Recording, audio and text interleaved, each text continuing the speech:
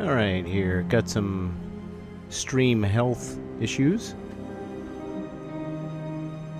Which probably sounds a lot worse than it really is, but hopefully that'll take care of itself in a second. Welcome. I am just going to mess around a little bit today with the Orlocks that I've been painting.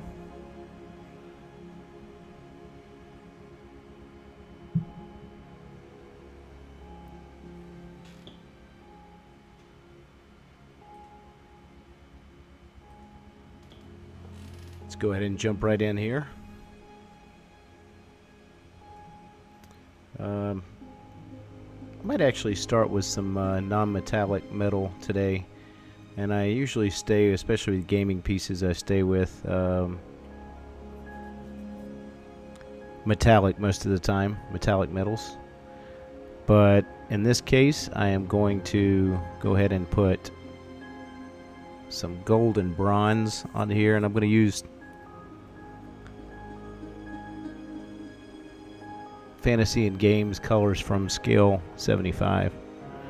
But like I said in the past live episodes, it really doesn't matter. You can use whichever ones you think you need to.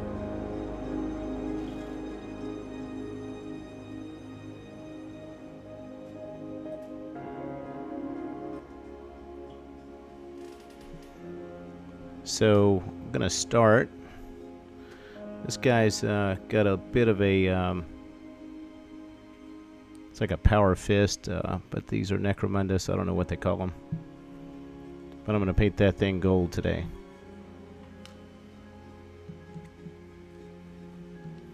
As well as I'm going to kind of jump around on some of the ones that I've already been working on.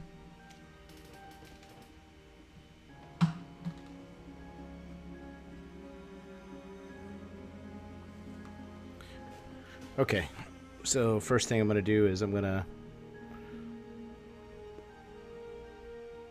begin base coating in this Arbuckle's Brown. Need to go ahead and point out Daniel Denaro allowed me to use his music again. Always grateful for that. His SoundCloud is listed in the description below. As with all these scale 75 paints, even though this is the Fantasy and Games type, I'm going to go ahead and shake those. I shake those pre-film, so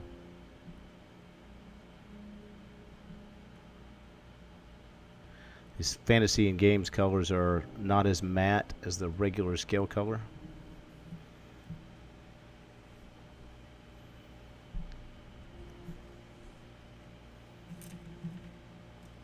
I use a Hobby Lobby size 6 brush for most of the base coating stuff, and I'm never going to dip a dry brush into any kind of paint or a wash. Get it damp and wipe it off on a paper towel off camera there. And I'm just going to start by taking it and putting it all over, slopping it on here.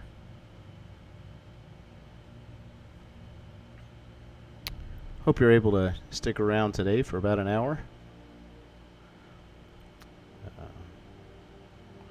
Or when you're able to jump on and watch these.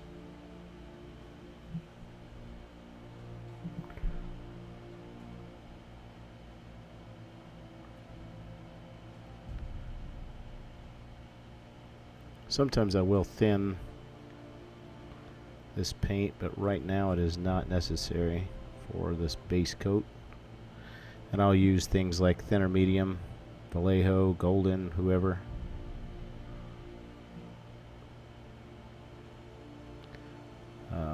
Some Flow 8 actually does help with these paints as well. But I'm just going to lay down a good thick base with this first. So it does not have to be perfect.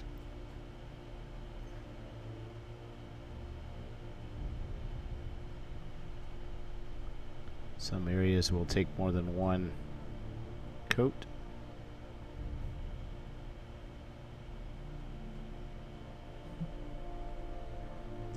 If you ever have any questions about colors of paint,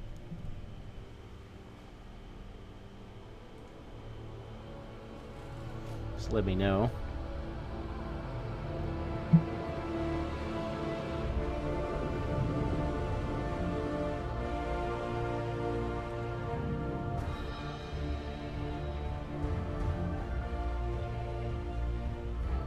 As I have all kinds of ranges of paint.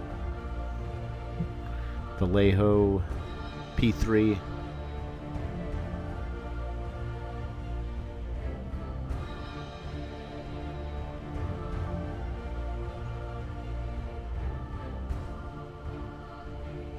Scale 75 scale color and fantasy and games.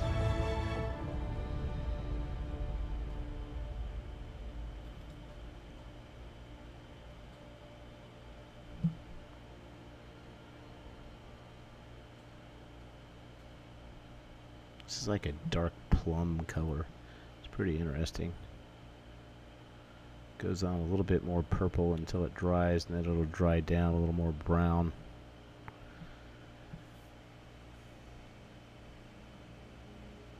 I like to get in there pretty tight so you can see everything that I do, but I also like to show a little bit more of this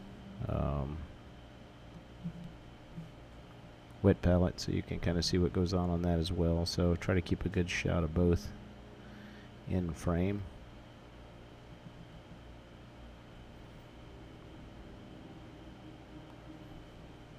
Okay.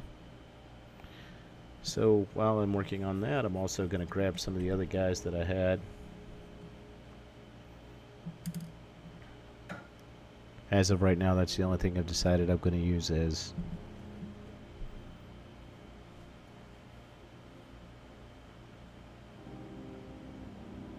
non-metallic gold right now.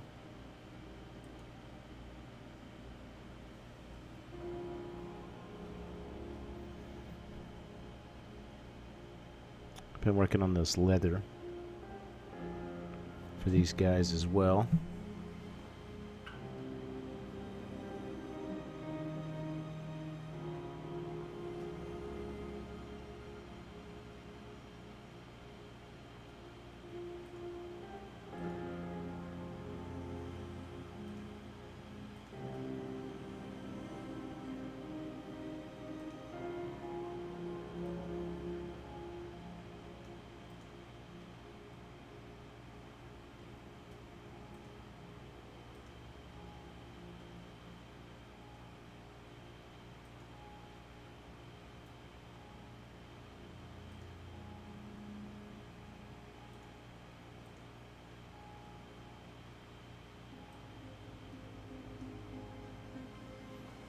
Okay, let that dry.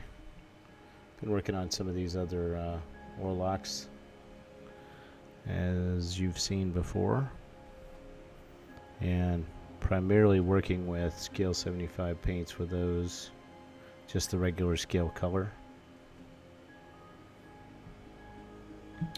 I may show some stippling techniques here in a little bit too, or stippling, depending on where you're from.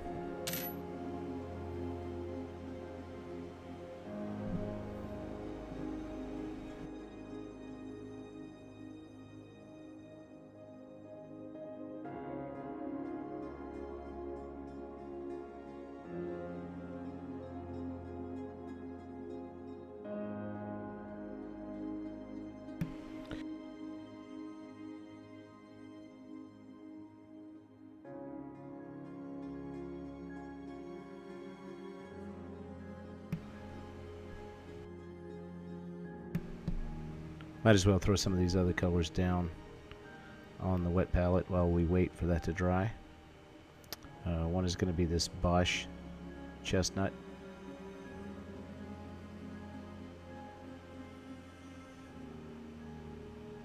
And that will be for the golden areas that I'm going to use here. And for the bronze areas, I'm going to use this, I'm pretty sure it's supposed to be shrapnel red, but it's sharpnel red. I don't know. You never know. Guess they could make their own names. Sharpen will be for the bronze areas.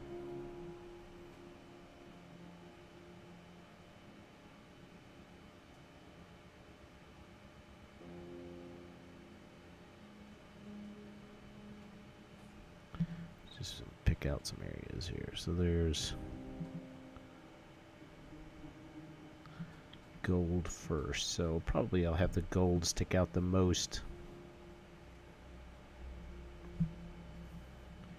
So in the background we'll use this sharpener. So I'm going to start to use this as kind of a highlight here. If you can see how much paint I got on that, I usually will touch that to a napkin off camera. But I'm going to do anything that's not plate. I'm going to go ahead and hit in that.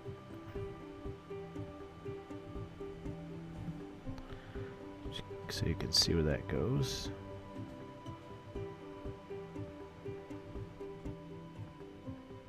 It's not a big deal if I accidentally touch something. That's going to be something else later, but I'm trying to also be very careful not to touch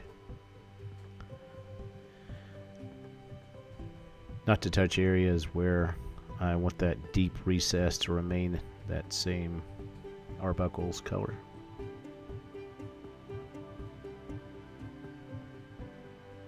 Build some of that.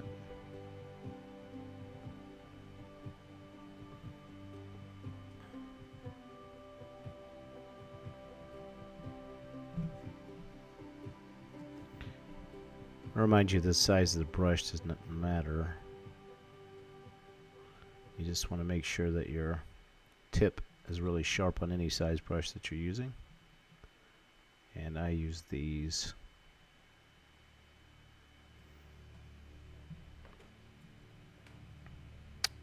cheap ones from Hobby Lobby.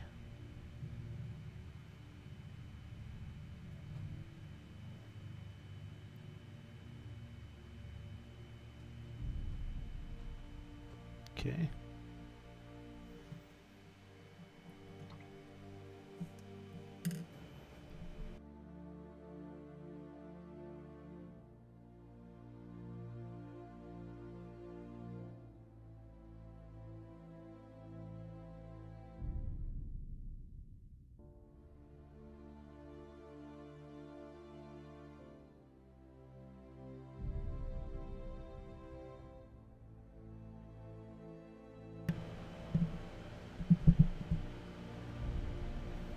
Okay, now back to the Bosch chestnut. It's just a little bit more of a chocolate brown instead of a red brown. Chocolate brown colors are excellent for undercoating for gold, both metallic and non-metallic. We have to go to some smaller brushes here in a little bit, but I'll make sure I tell you when I do that.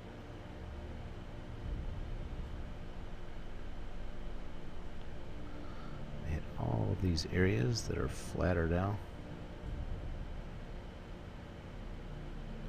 Try to leave some of the recesses in there. Good visual definition in between two.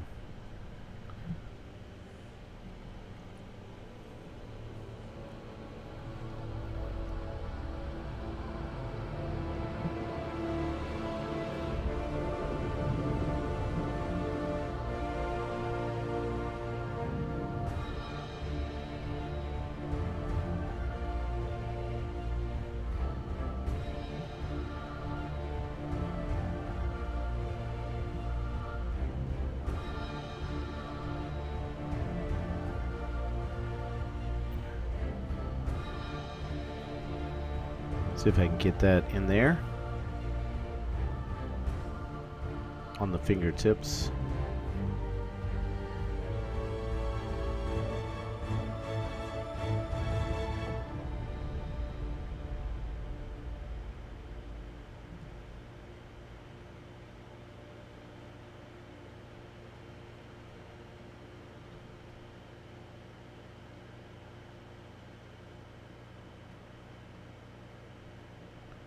Some places, once they're dry, they'll take a second coat.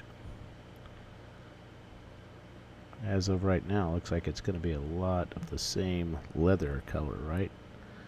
Well, let's watch, and you'll see it start to transform a little bit.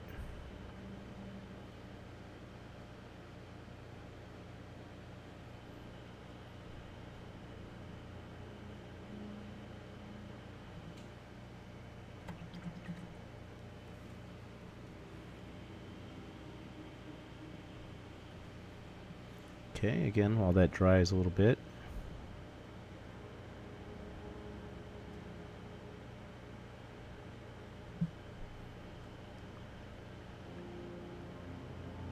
we'll put some more colors here in just a second on the palette so that they are ready to roll.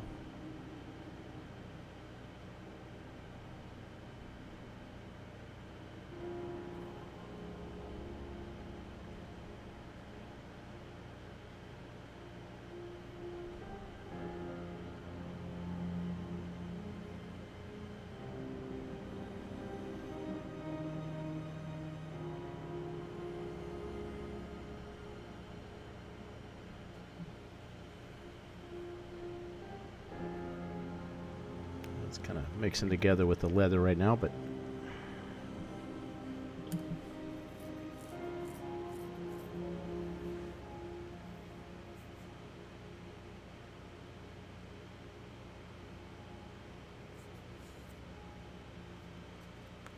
start in on some of these copper areas because I know it's been drying longer.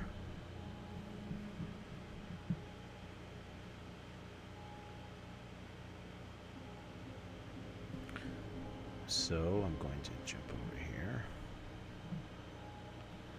and use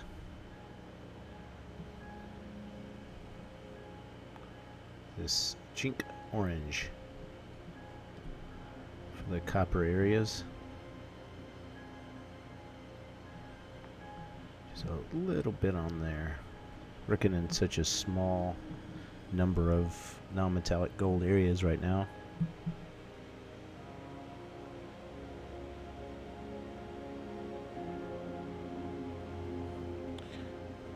Gonna go to a sharper brush here just so I can hit some areas.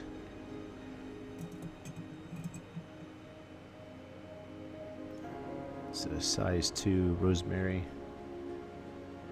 I'm sorry, this is a Raphael brush. Just gonna poke a little bit of that.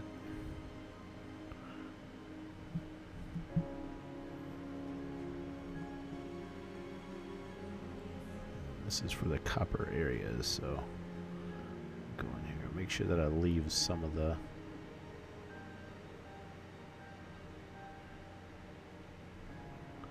underlying highlight. I don't want to cover up everything.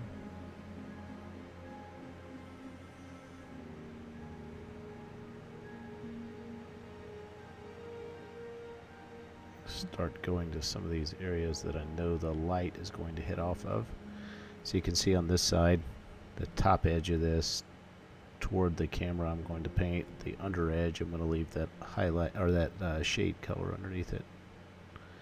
Anywhere where I feel like sun or light would be bouncing off of it, I'm going to kind of keep touching back with that chink orange.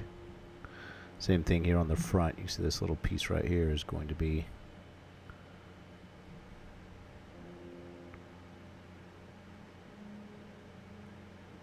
bronze, so I kind of strengthen those highlights up a little bit.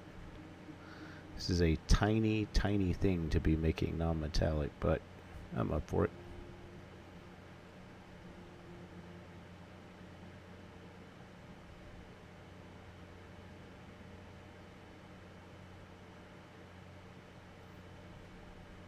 Okay.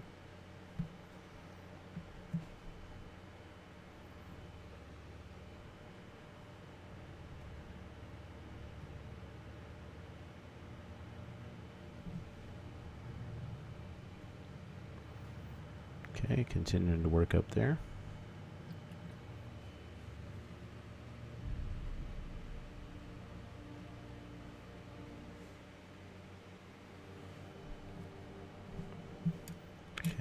Also now going to switch over to these golden parts. I'm going to switch over and start to use it a little bit more, moving up toward like a peanut butter color. This is Corkum Copper. Again, it has been shaken vigorously off camera.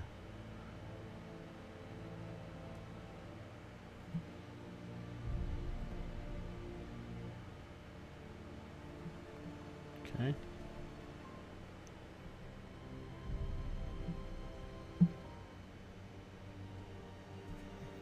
Back to the bigger brush here for right now. Let's make sure I draw it out and use the tip of that. Okay. So I'm going to use most of the highlight will be right there on the top.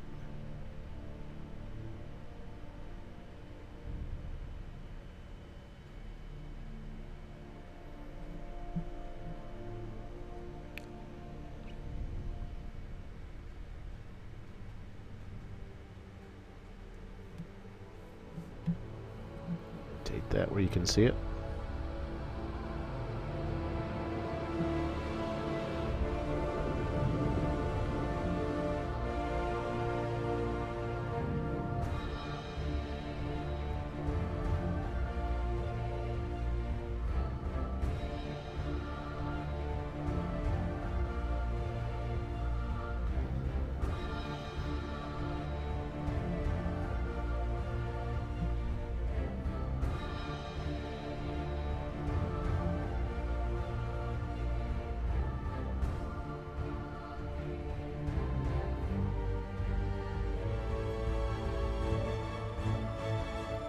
Be very careful not to drag paint off of an area that has not dried yet. You can see I kind of took a chunk of paint out right there. That's because I tried to go back over it. If it's still wet, you're fine, but if you get to the point where it's started to dry, sometimes you'll lose some pretty significant amounts of paint if you do that before you're supposed to. That's okay. Right now it's still okay because I'm going to be going back in there in just a minute and strengthening that highlight, so I'll just let it dry now.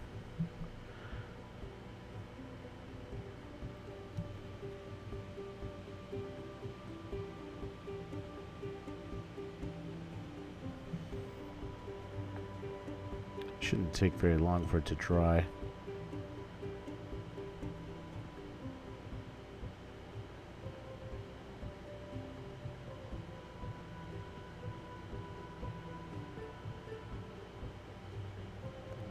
Better there.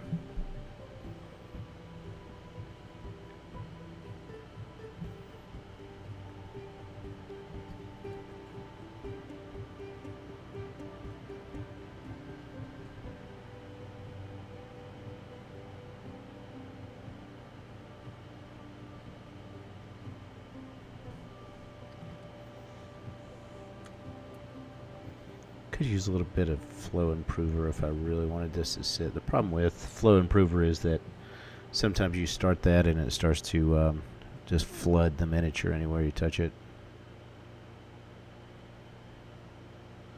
So I'm going to keep just gently placing these and building up the layers a little bit more until I have a solid color. Part of the effect you want when you do non-metallic though is you want to have streaks of things that kind of change rather dramatically.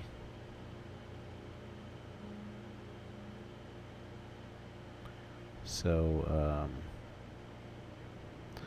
you don't want to really glaze anything except for the very middle of what you're painting. I want it to be more of a stark contrast. Getting the idea now. It's starting to turn a little bit more yellow instead of that same brown as was in the leather.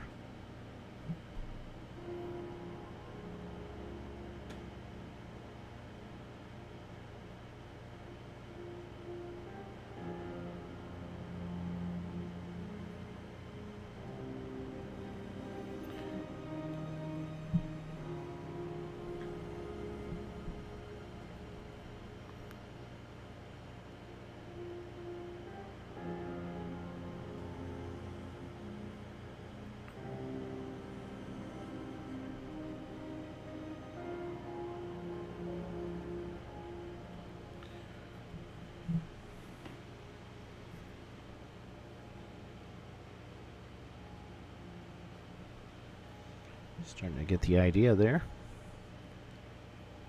I'm going to go back into this orange that we had before, this chink orange, and just hit a couple of these areas again. Make sure that we're building up some... There's two different kinds of non-metallic metal kind of building up here, so I want to make sure that there's a stark difference in the colors there.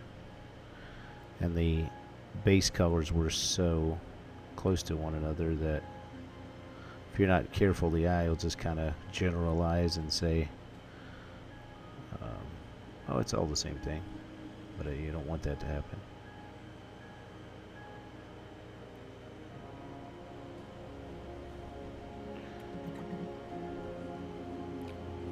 I wanted to go for an area where the bronze is more of the pipes and things below it, and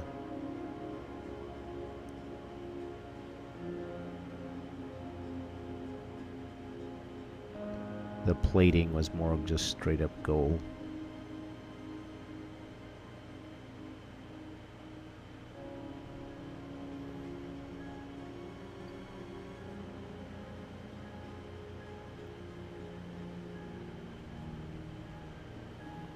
Hope you're able to do some hobbying today, or whenever you're listening to this.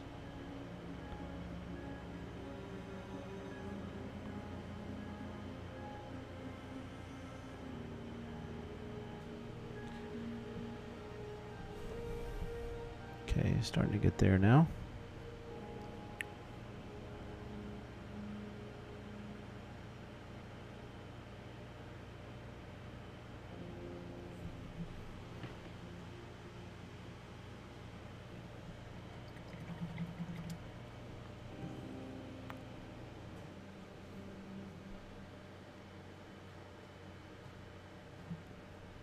Apologize for some of the background noise in here. I'm in a garage where I need a little bit of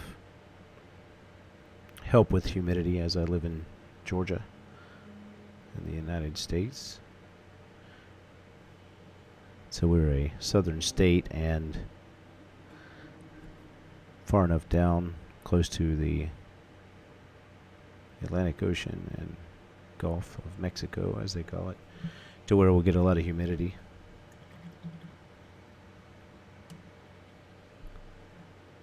Thanks, man. Gerald, nice to see you.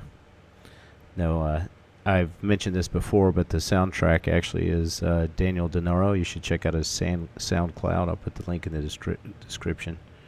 I contacted him a long time ago.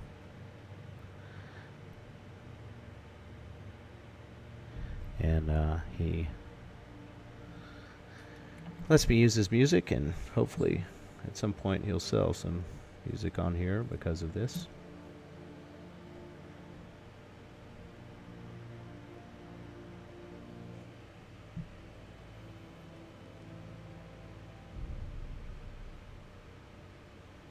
Okay, I'm going to mix in some of this peanut butter now. The paint, not the actual peanut butter. That would be disgusting. So you can see we're just kind of getting lighter and lighter with the yellows. A little orangey in there.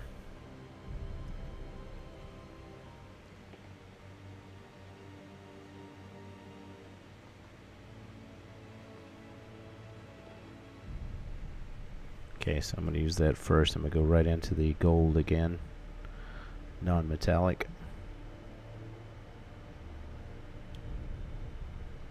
And so I want to extend this. It's still a little bit wet, so I'm going to go down here to another spot. I want to extend this peanut butter color kind of up the middle of the light source. And I'll be able to show you a little bit more in just a second, but all the way to the top. So the lightest part, so you'll get that glow look.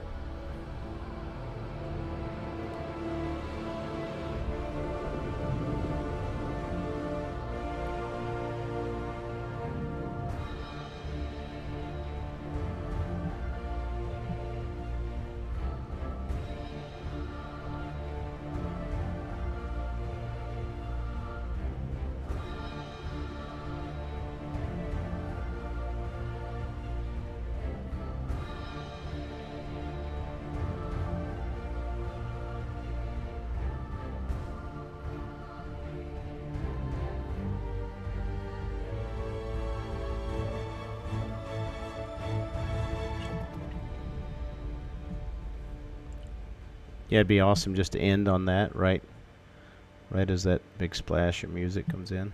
Just totally like be finished with the entire thing. It's not going to happen though.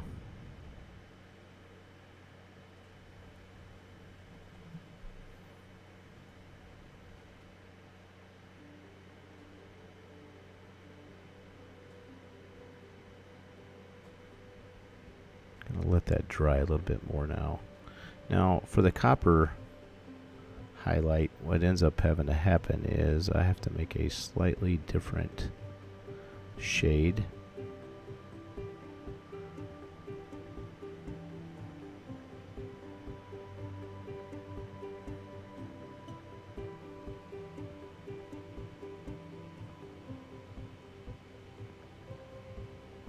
And for that I'm going to need some of this high key yellow as well, but see if I can just touch up any more spots here.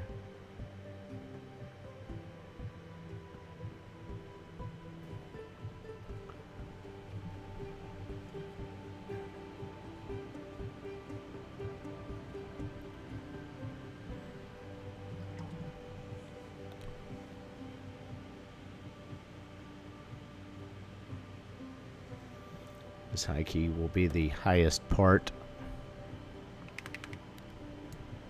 No pun intended.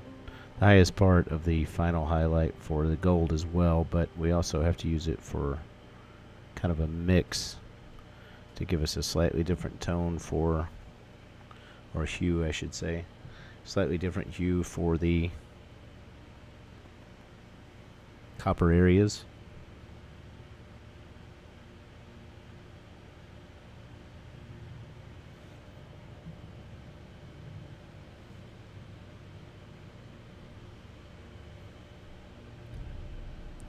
So what I'm going to do is I'm going to take parts of this. Okay.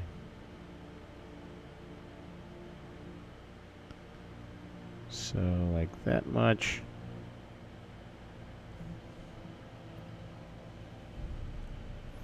This is probably two parts of the high key yellow.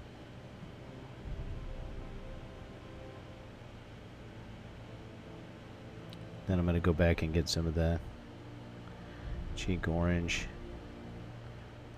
I'll show you here. See if I can mix this together so it looks right. Okay, so like 25% that. So 50% of the high key, 25% of the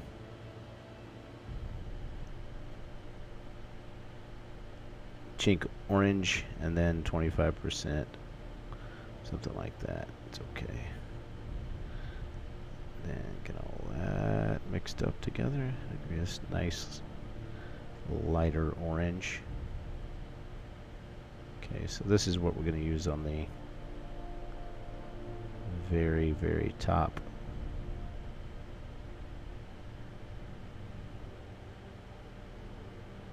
%, peanut butter, 25% chink orange, 50%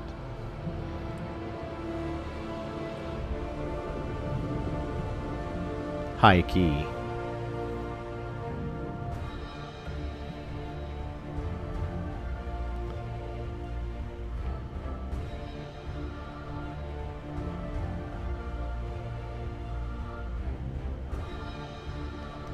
Kind of gets my copper to pop out.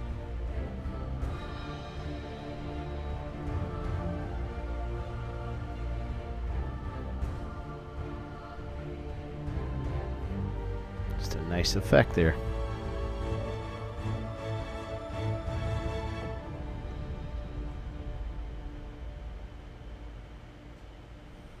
There you go. Gives you a good look at what it does. And that plays as metal.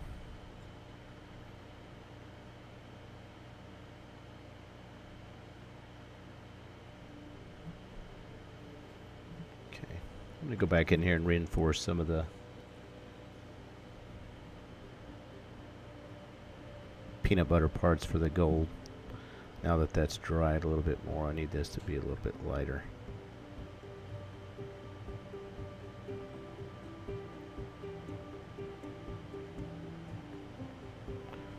right in the middle. I want that to fall off pretty quickly. That bright color. A lot of times this non-metallic metal is about bouncing back and forth and trying to get the whole thing to end up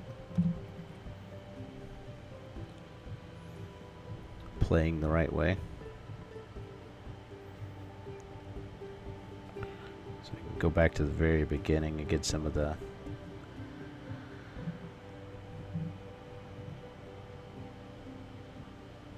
arbuckles.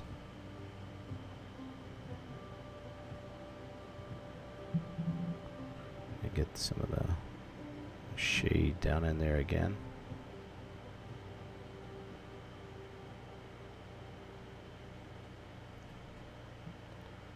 In between.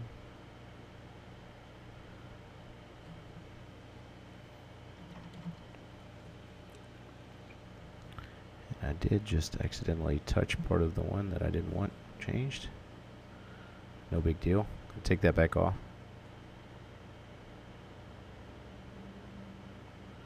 Throw that copper highlight back in there.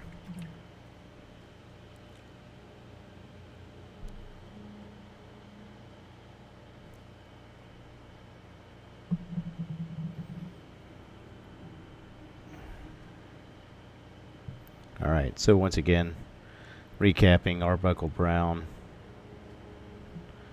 It's a fantasy game. Scale 75 paint was the base color.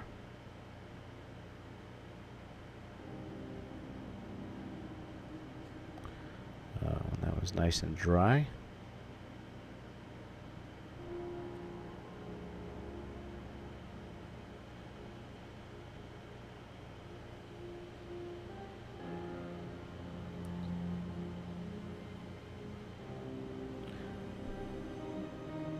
Sharpnel red was for the copper areas right over the top of that. You can see a difference there between the sharpnel and the gold and the bronze areas there.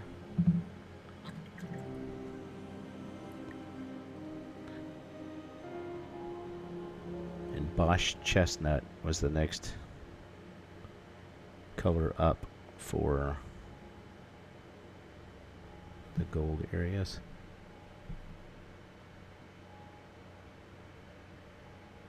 Back in and actually lay some of that back down. And some of the transitions that I wanted.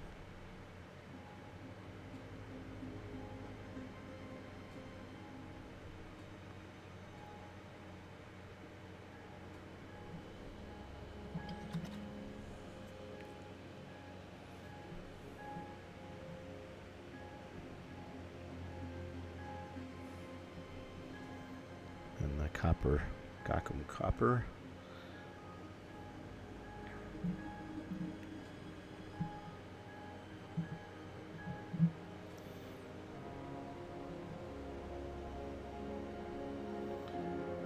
Okay.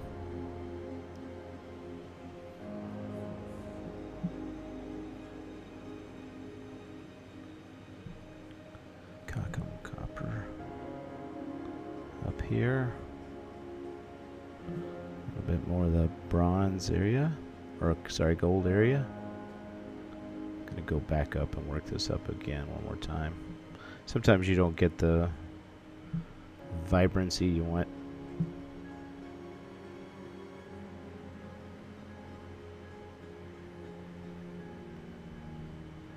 Just gonna go ahead and go back in and put some intensity down again.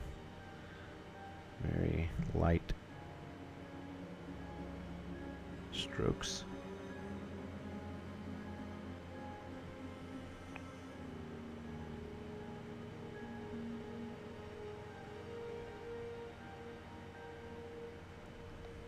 In effect, what I'm doing right now is glazing these back down a little bit. Trying to get it back down to an area where I can see a nice base and then build it back up one more time. Sometimes if you go too fast up the chain, you'll get splotchiness. That's what I'm not happy with right now.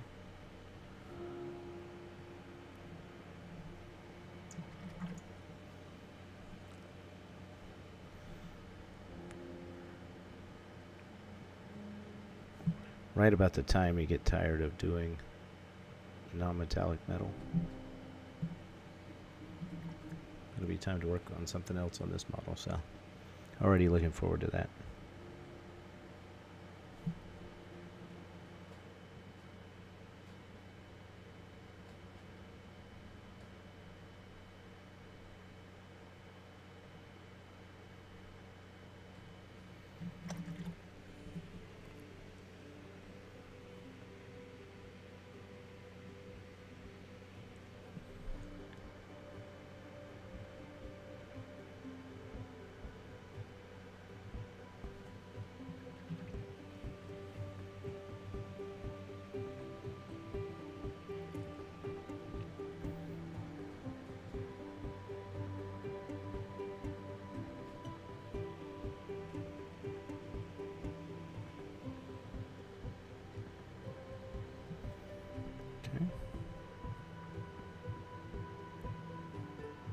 There we go.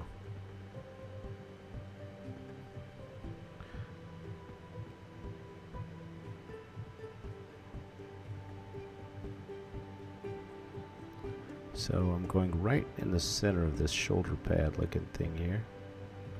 And I'm just going to build up the intensity of the paint. And right at the top, I'm going to make it kind of tee off. Because at the top of this, anything golden would catch the edges of light.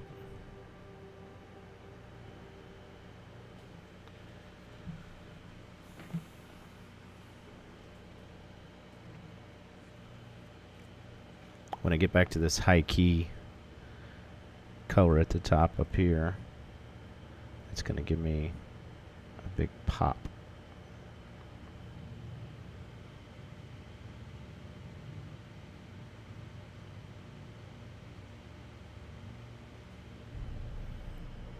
Touch this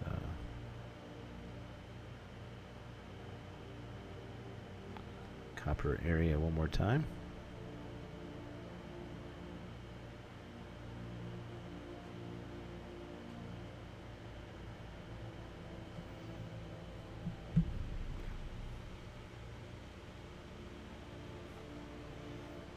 There we go.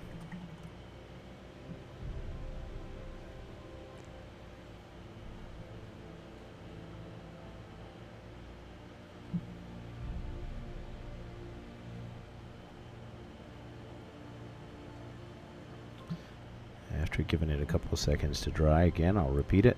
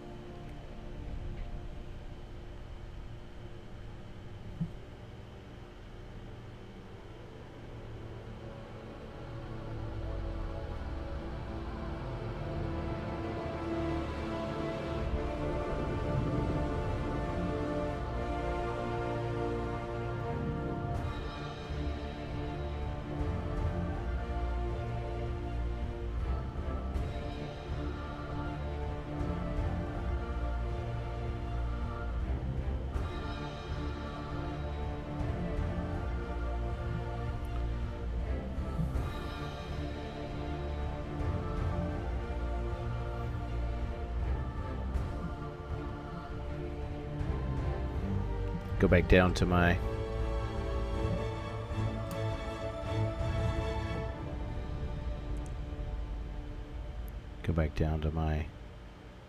smaller brush here. Some more peanut butter in here. Or I'm sorry, that's not peanut butter, that's the Corkum Copper.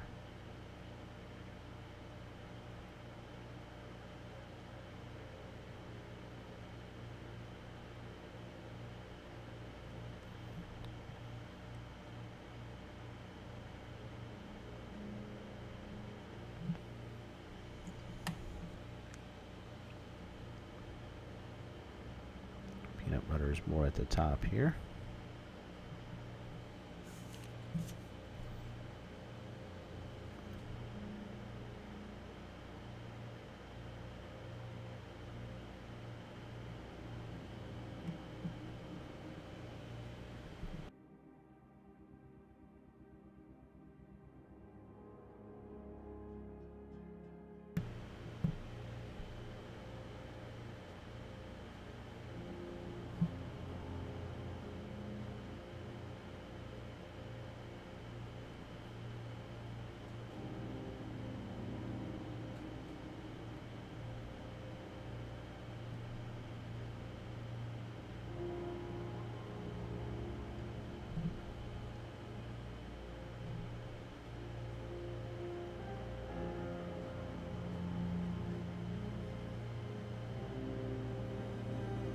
So I'm going to try to get this one streak of light that's going to run all the way down through there. Just try to bring that up quite a bit, as I did on the copper. Same thing I'm going to try to do on the gold. Keep that streak uniform.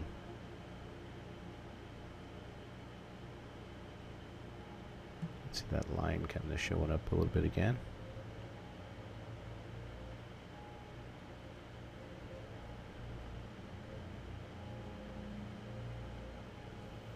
Again, right on the top of that, that should turn into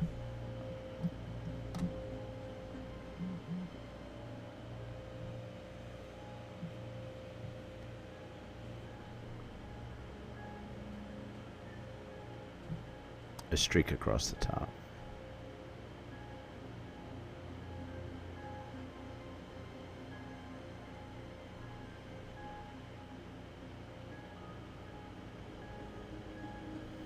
Continuing to place that light in there. So this is, you can see now, this streak that goes all the way down. Just everything that turns there, that's going to sell the effect a little bit.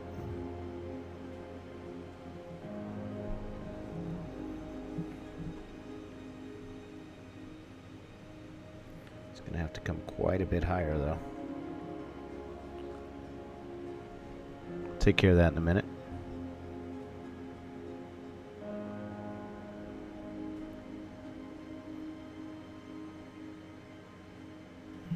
This one area right here, just get a little glaze back.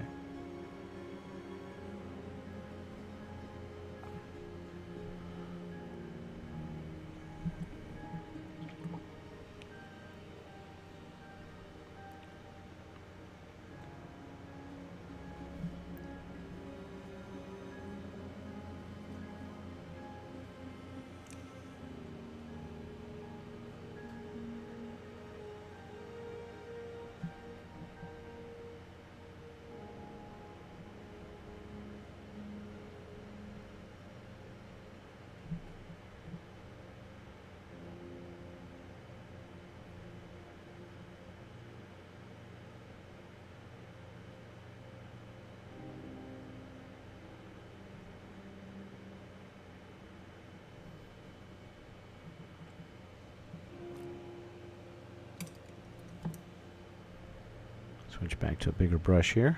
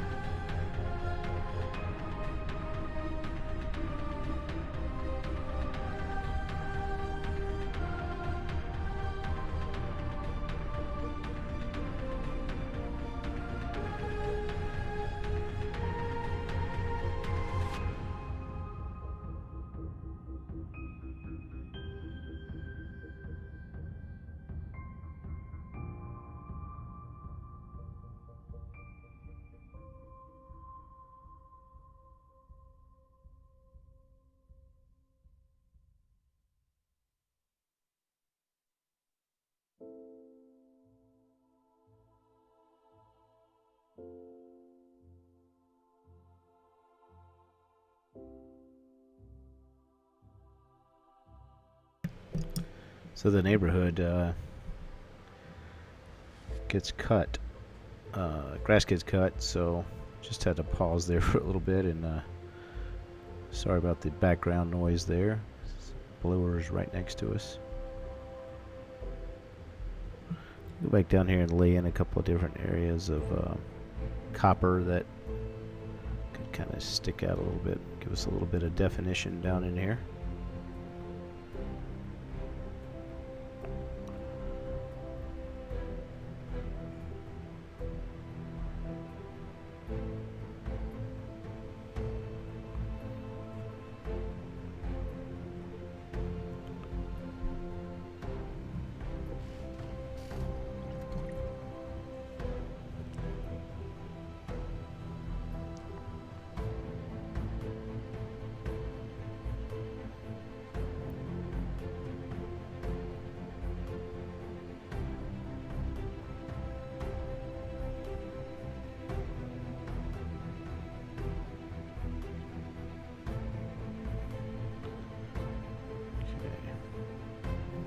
Alright, I think I'm going to take a little bit of this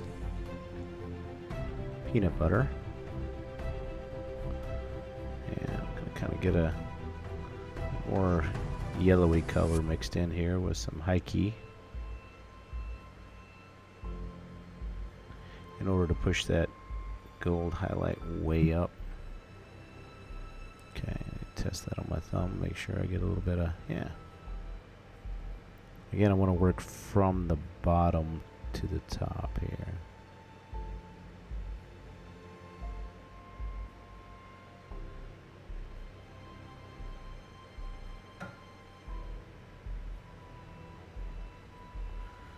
There you go. Get that top edge again.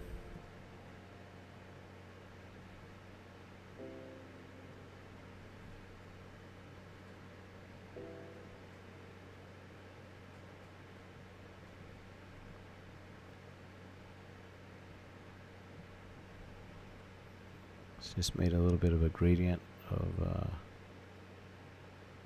peanut butter and high key. There we go. Starting to get the effect I'm looking for there. Got it right away out of the bronze. You have to work. Gold's a little bit more subtle with the highlight, but you do want to build it all the way to that max. A couple of these areas I don't like how it went to yellow right away, so I'm going to just kind of glaze that back down and work back up. Anything plate I'm trying to keep as the gold, and anything pipe I'm going to try to keep as the bronze.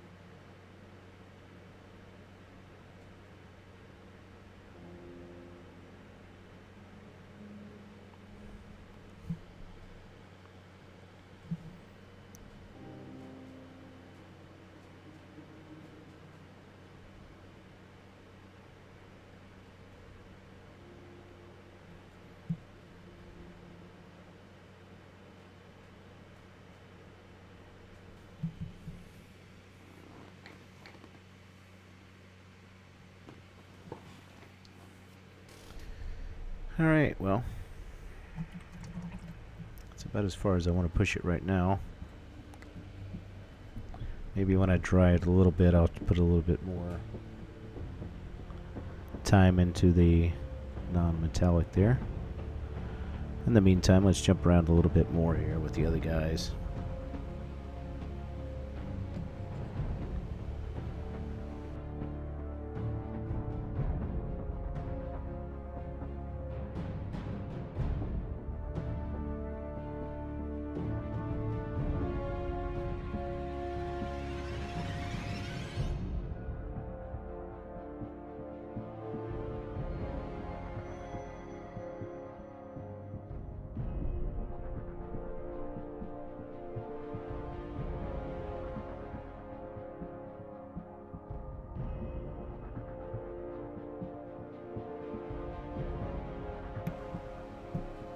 Alright, so this is kind of where I stopped on this guy. I'll do a couple things here.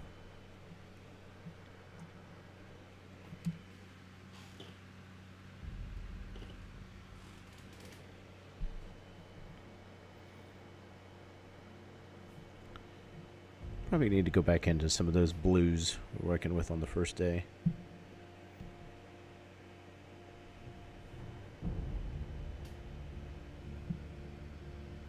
And to be able to do that, I'm going to have to shake again, so I'm going to turn on my magic shaker in a second, so enjoy the music for a couple minutes.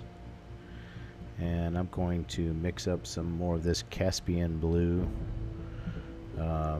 black, and Arctic blue.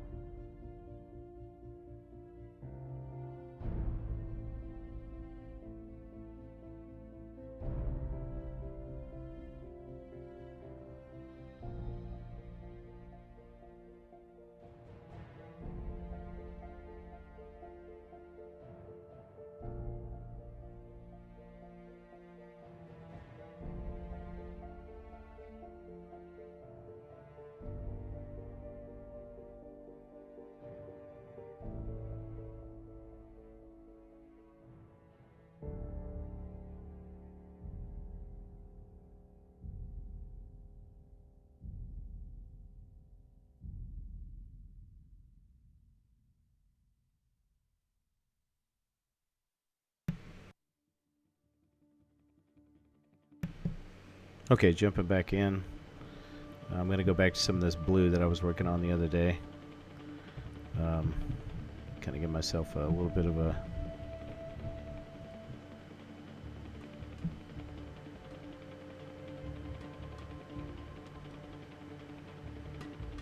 continuum of paint here. That's the black. Here is the Caspian. Primary. You can see this is the scale color paint, so this is not the fantasy Scale 75 paint.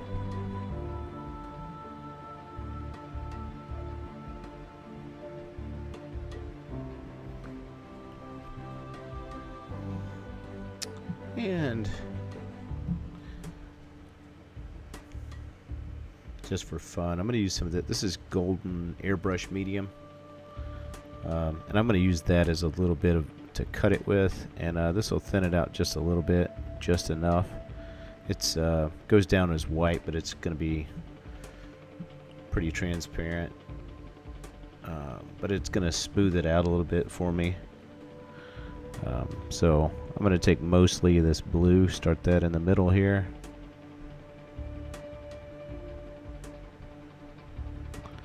And I'm going to take a little bit of it, put it up here. Man, there's some kid Olympics going on upstairs.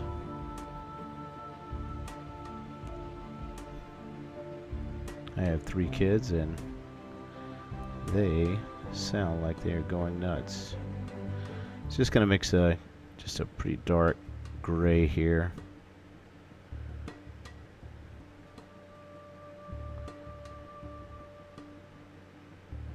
Okay. Get some of this medium. The medium actually will take a little bit of the matte off too. It's not a big deal because I end up spraying anyway when I'm finished. But I need to go in here and just I can see so much of the black that I still had from the primer, from the original priming.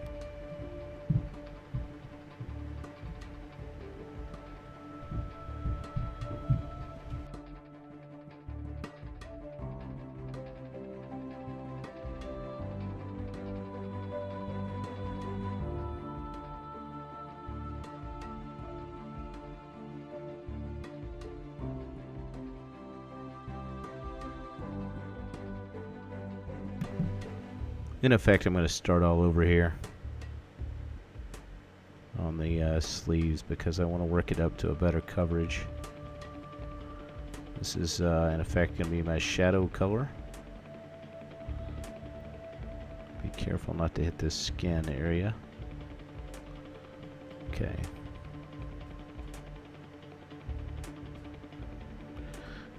Even kind of going down in between the leather belts he has.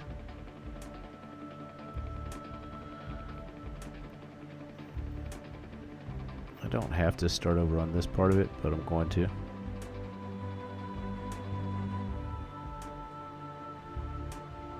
Because I kind of want to build back up to what I want there, give myself a little bit more contrast.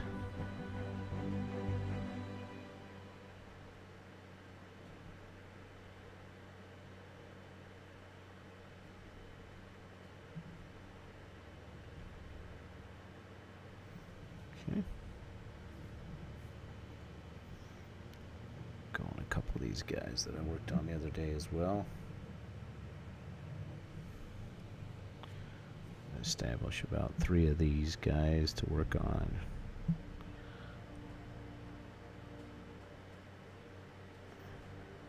Not going to worry about going over some of the other details. As long as they're not gray, I'll eventually be able to pick them out again and use an opaque paint to cover them and then come back to it. So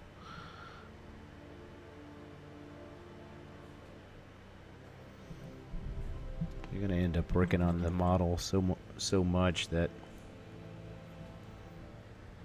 just takes a couple more seconds to get everything together.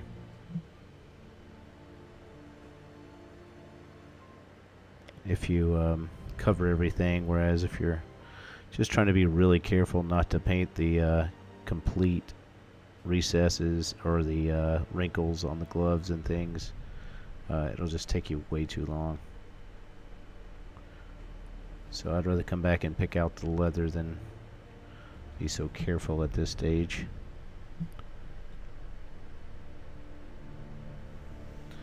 No, I'm going longer than I usually go here, but don't feel like quitting yet. Take a look again at the non-metallic here.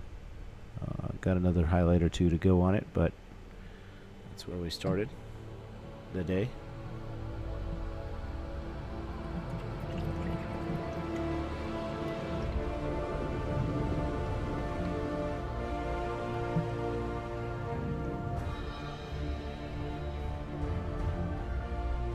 Yeah, let's see here.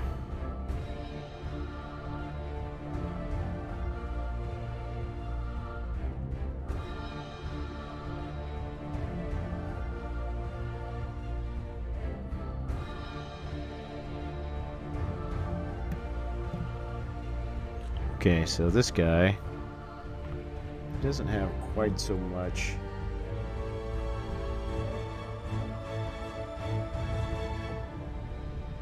damage done to him in the very beginning, so I'm going to go ahead and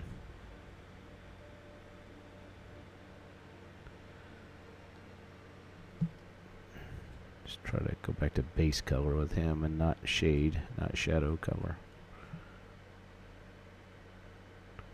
And we'll see how that goes.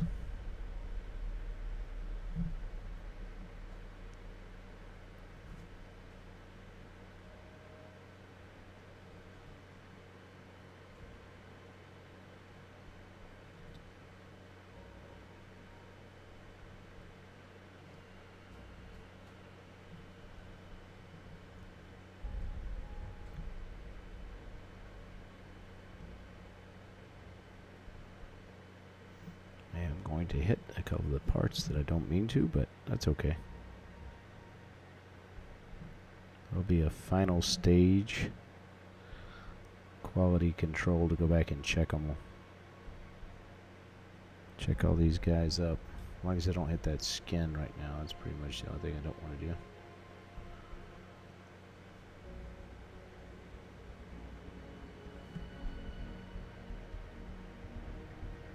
Just hit the gun. It doesn't matter.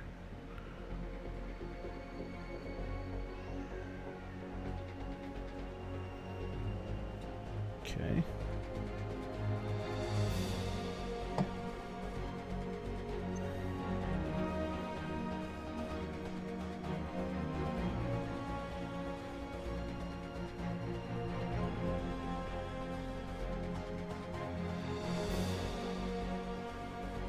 This Airbrush Medium by Golden is the master mix.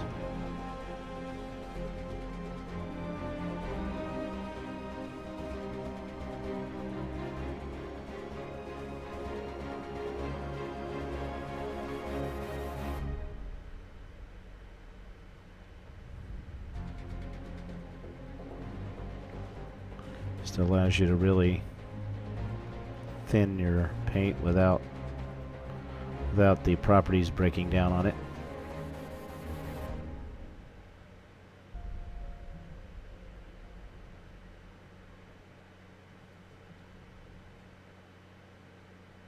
Gets scale 75 paints flowing.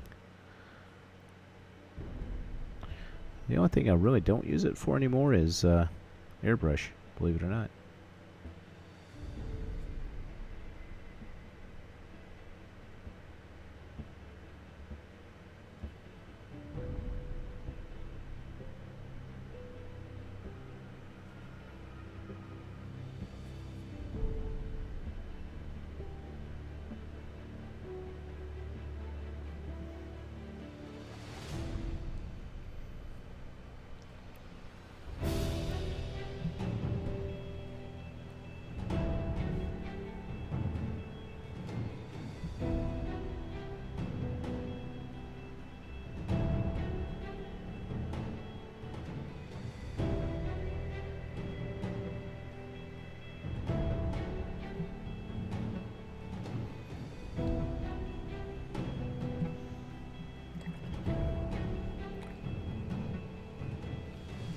Do remember that I used a good amount of this the other day to do the pants. So the shadow color will be the same as the pants color. Stuff like that lets you keep moving instead of picking out something else that might or might not go on the model.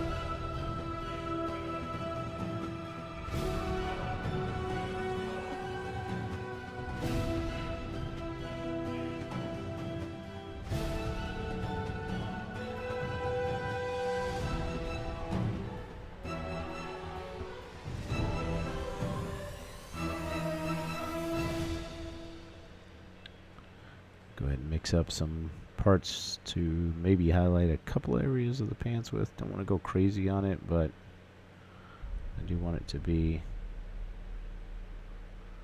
slightly different colors in some spots.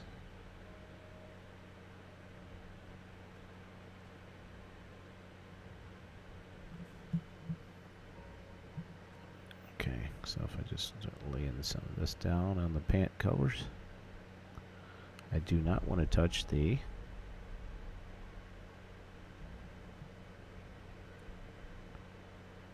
loincloth because I know I want that to be a lighter color by the time I'm finished. But I'm just going to slap it down on the rest of this guy. So right now it'll look like he's got one color on, but I'm going to build that shirt back up to the lighter blue.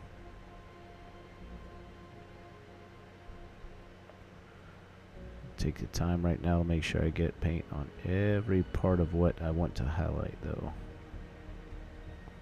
So none of this can be gray when I'm finished.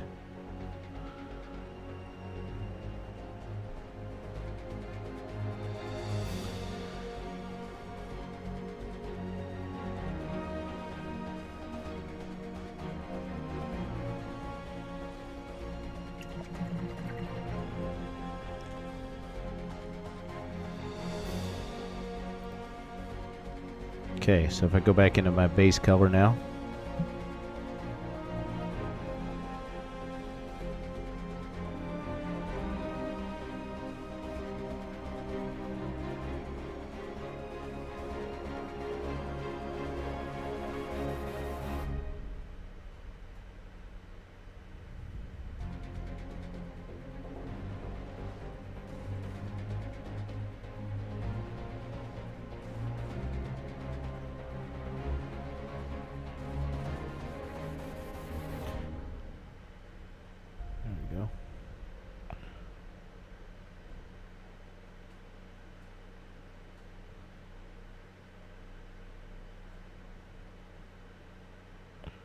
quite a bit better now.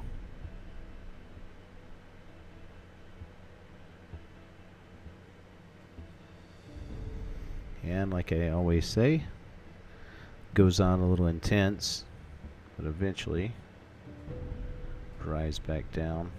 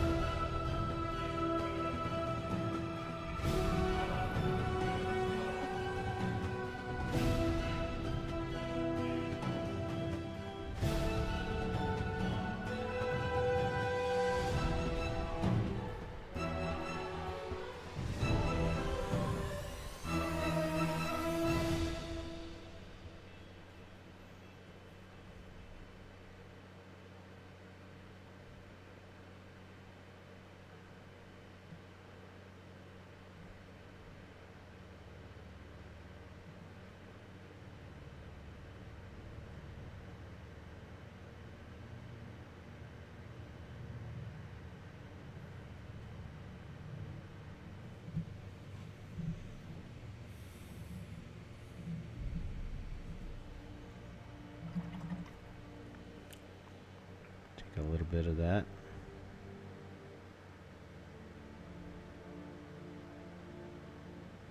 Arctic blue and start to make a little bit more of a highlight here.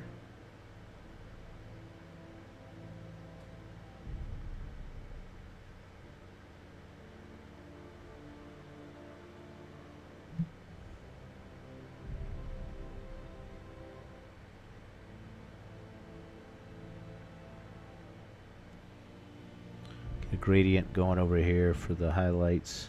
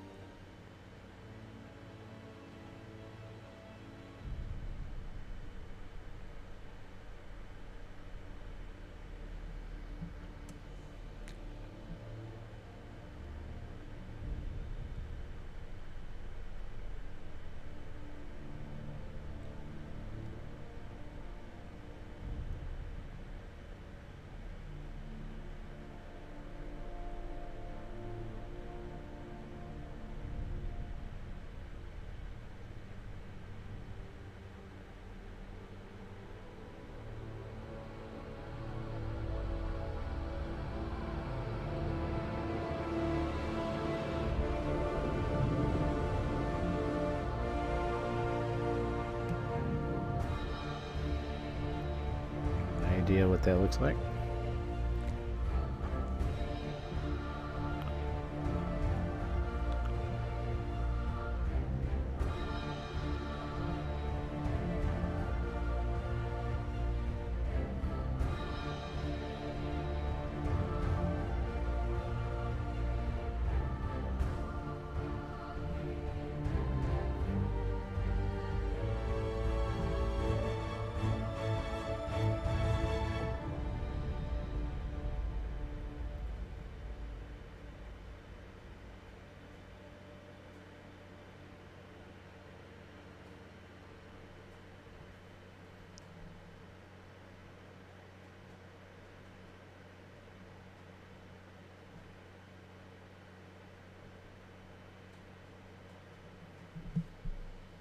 All right.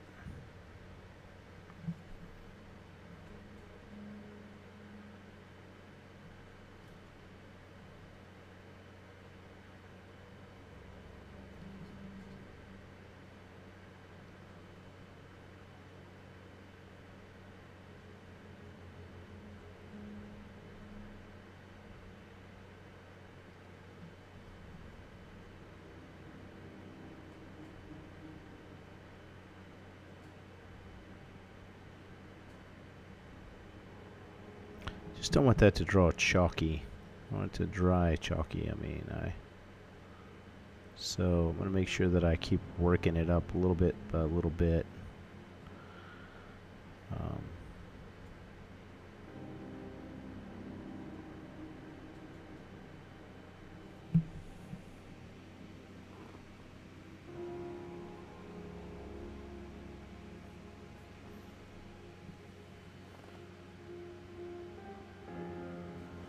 Work about 15 more minutes here, and that's double session. I'm going to start something called the Breakfast Club here in a couple days. And use the time that I actually get to paint, which is usually just mornings, to stream, and anybody wants to jump on with me.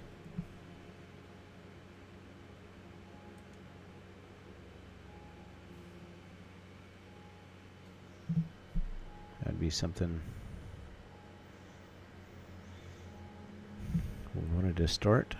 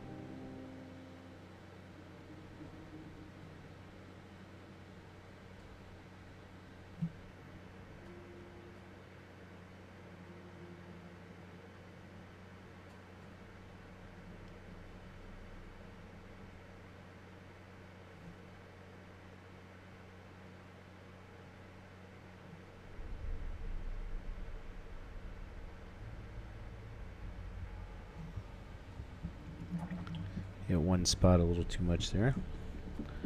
Go back in with some, back up that gradient a little bit.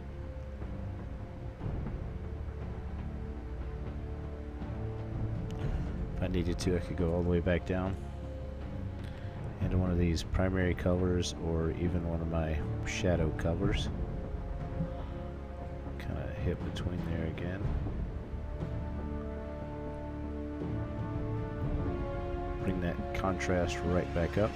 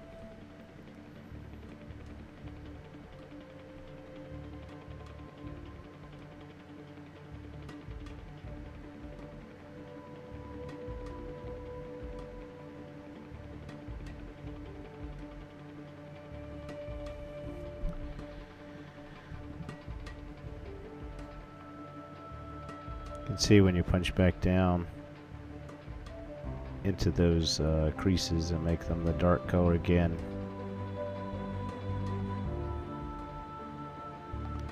how much the character starts to pop again. See there?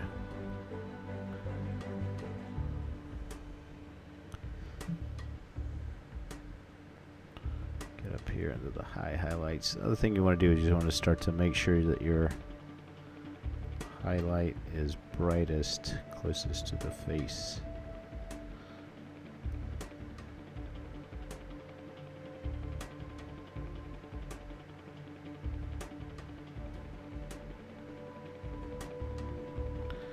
Because you naturally want that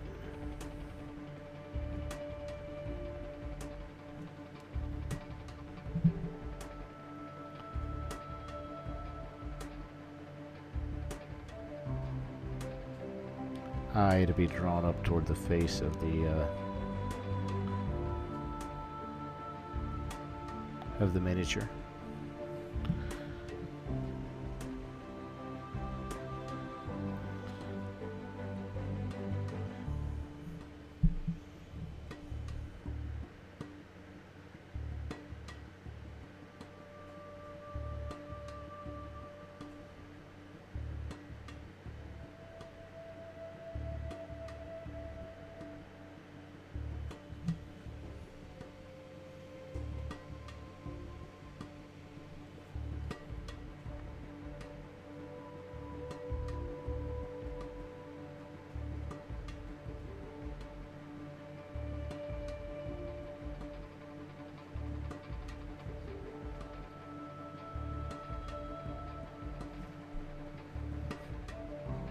Get back on camera.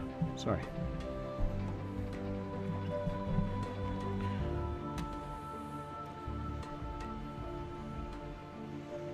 Okay. All right, back to the pants here. One more little layer on the pants. Gives me that dark blue. I go a little bit up here into this secondary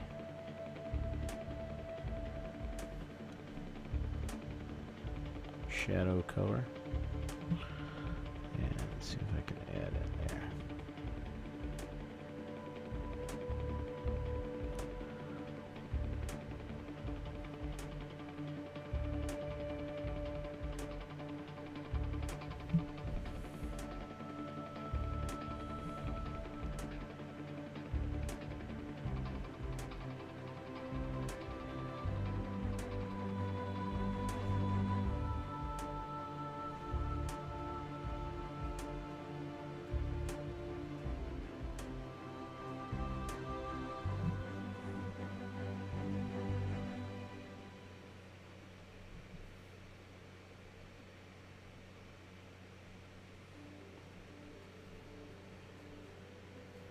secondary shirt color here in just a second to show how to do one of those.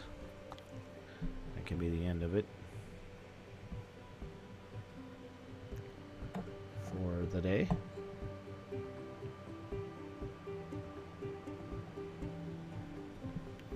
See, this guy's gonna have a yellow shirt. I'm not finished with him, but I'll show you how I got all the way to that point.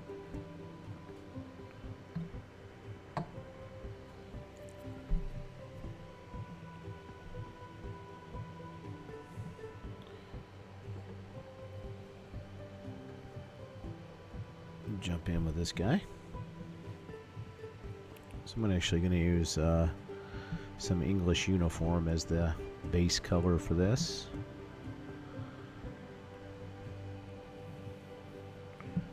It's a different color, different part of my wet palette.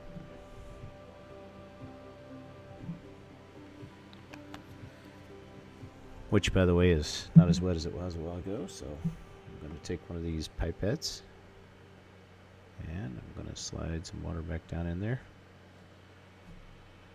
If you ever notice that you're working on your wet palette and you get one of these little things right here,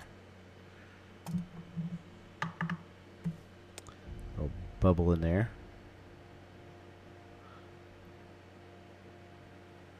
pretty much lets you know it's time to moisten again.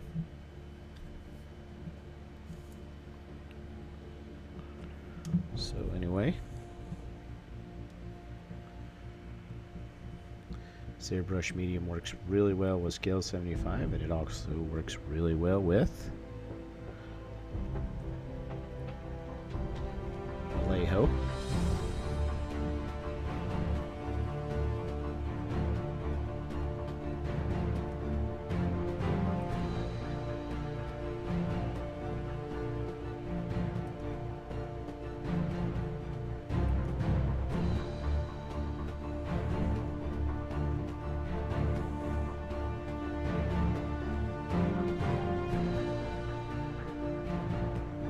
Use that to smooth out the entire bit of paint. Get it flowing.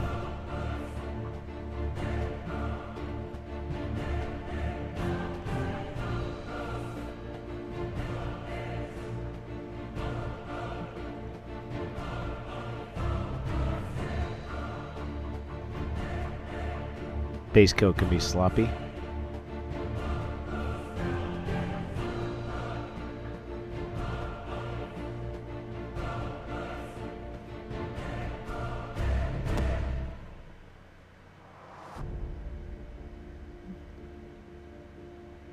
Getting underneath the model. A lot of times that base coat will be enough to highlight underneath the model, but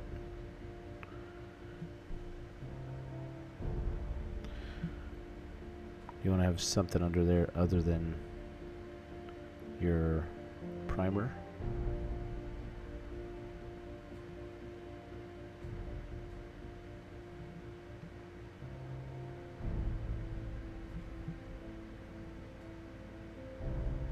This guy's got his shirt rolled up to do some work. Shirt sleeves are rolled up.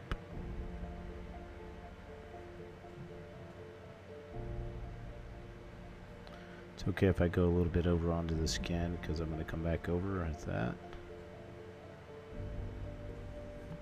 Skin color when it's time to get this guy done. Okay, so gonna get in here and get a shirt too. Not gonna fret too much if I get this isn't the neatest thing ever, because not very many people will be looking at this guy's belly.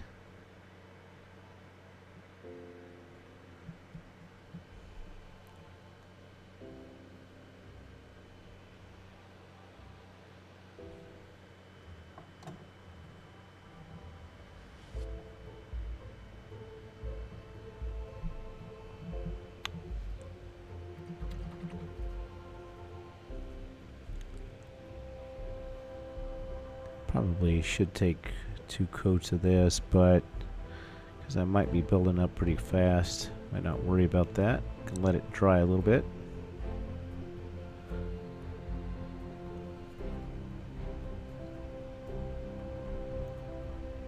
This dude has a lot of mechanical arms, but he does have a t-shirt of some sort under there, otherwise that would be weird.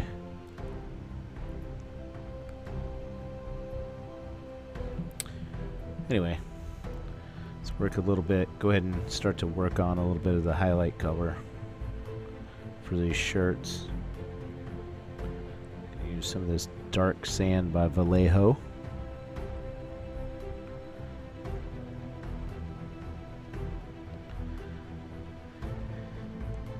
And I don't want to just mix that into the sand, into the English uniform color, because I may need to go back to that.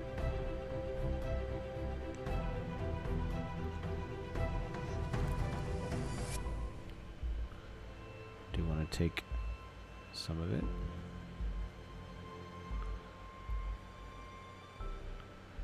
Start giving me an in-between color there.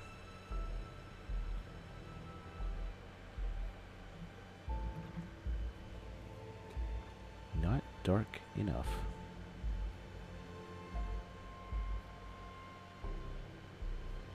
There we go.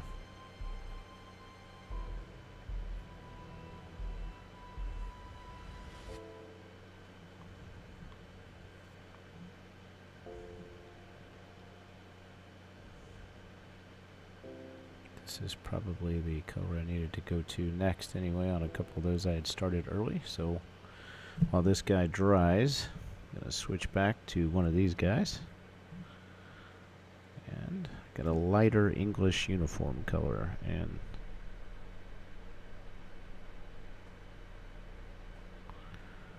first thing I can do is start to go over some of the things that I had already started to punch up too high. Bring them back down a little bit. Get control of those shadows and highlights again.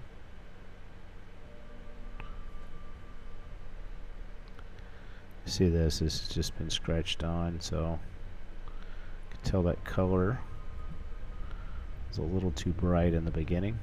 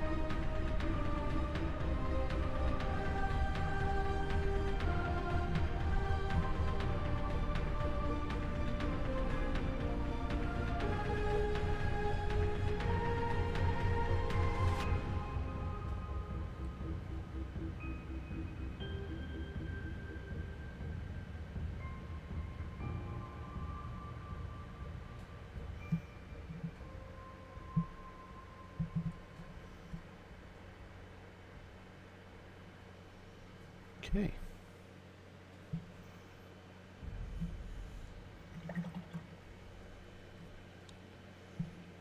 Let's head on back over. Okay, that's the guy we started with again a minute ago. Gonna get some paint here. Keep this paint pretty flat on the surface on the wet palette because I don't want to pick up a bunch of puddle of paint. Okay, and you can see this is still a little bit wet on the model, but that's okay too because that allows us to wet blend right there on the model. As long as it's not soupy on there, it actually works to our advantage. See, there's some soup down in that area. I don't want to touch it.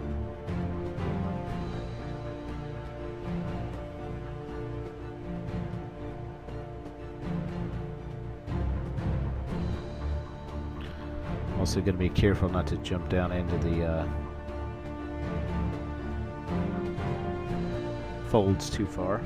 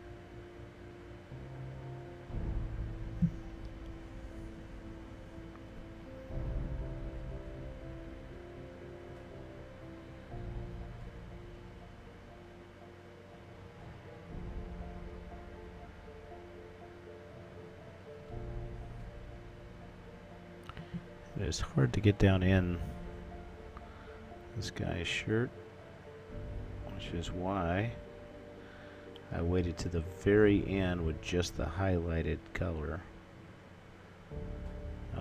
And because that's zenithal down there, I'm just going to have to go over that.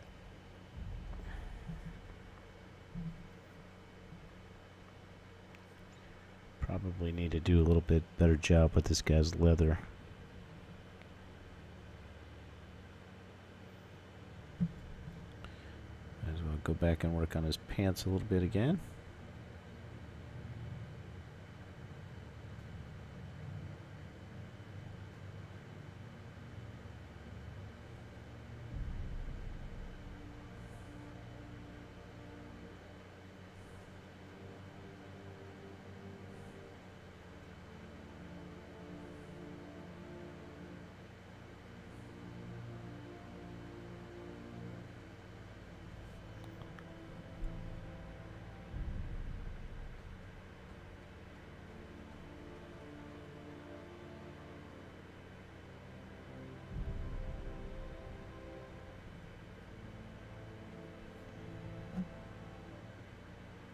Generally pretty sloppy with base coats, so I just like to throw a lot on there and let it dry, especially if there's not a lot of detail in the area that I'm base coating.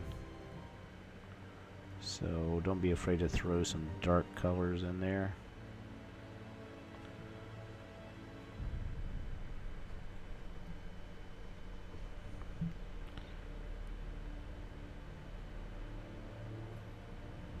Better off being too dark in there than too light.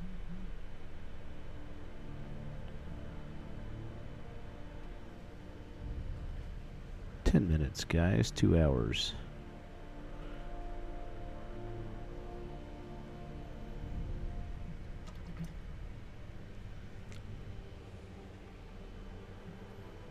Okay, looking back up here at his shirt again.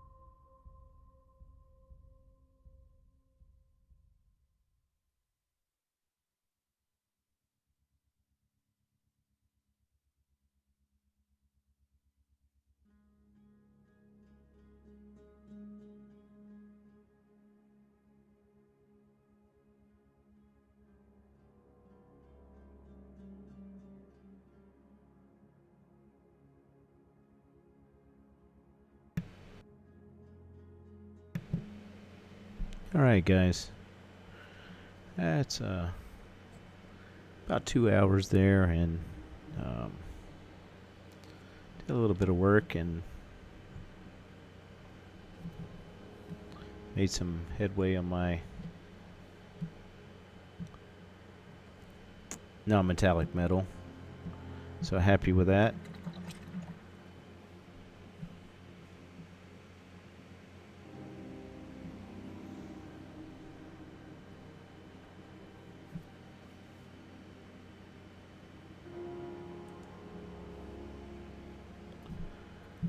Go back in here and maybe strengthen up some things in that. But anyway, thanks for joining. With any luck, I'll be getting through these pretty quickly and on to the next project. Have a great day, everybody.